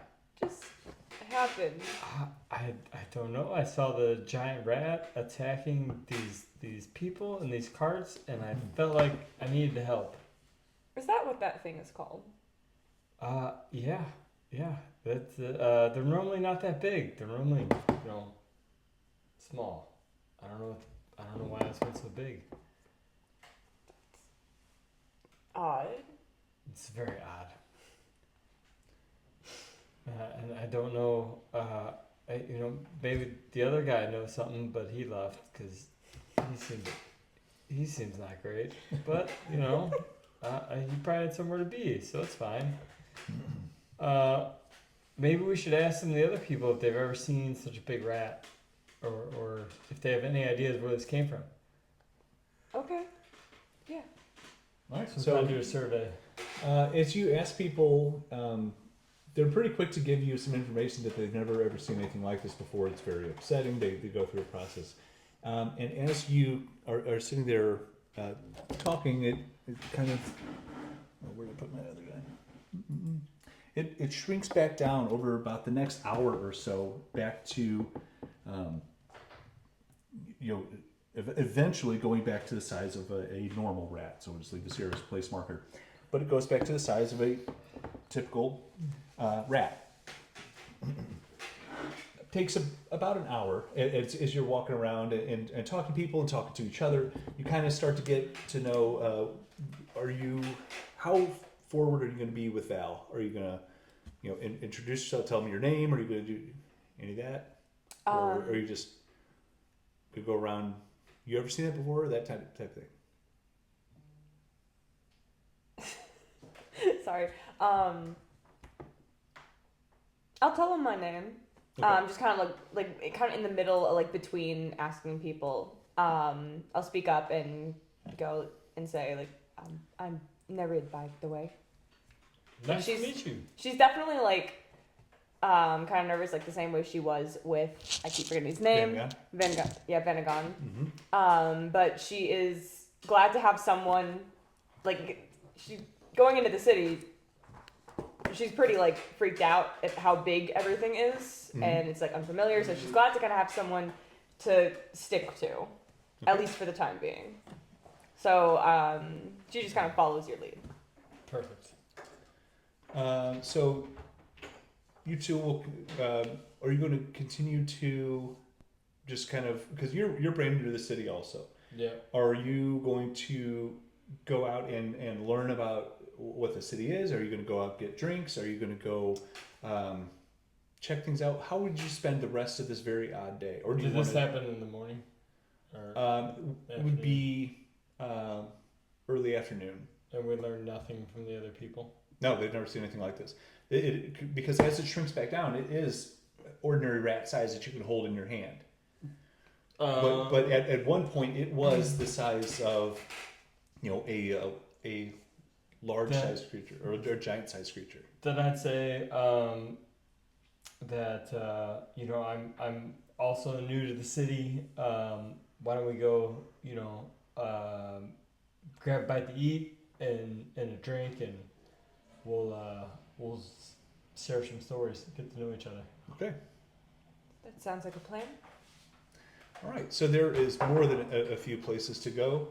You find a spot. You sit down and kind of share stories and assume that Darmythe is lurking in the shadows somewhere. But are you going to keep an eye on them? I would have reported back and then caught their trail again and just very curious, because I've got a person that looks like someone from my second home, and then cannon out of nothing. Yeah. That was pretty neat. And I have Yeah. awesome pants. And you have awesome pants. And you're wearing pants. I'm Yeah. wearing pants. Yeah. I haven't seen any of the other ones do that. I envision them like hammer pants with the fur underneath them. They look just like Amazing. Oh man, if I could do that dance. You don't have to. Let Val do it for Val you. can do it. Yep. That's his move. All right. Well, that's where we will stop it. As you are watching them, the two of you are building a rapport, and there is a very curious case of a dead rat. Nice. Bam. Well, anyone that's actually watching and made it this far, it is getting late in Central Time at least. Thank you. Thank you. I know I said this in chat earlier, but make sure to follow if you haven't already. Agreed. Thanks, everybody. Thank you, Corey. Thank All you, right. Corey. Thank you. Good night.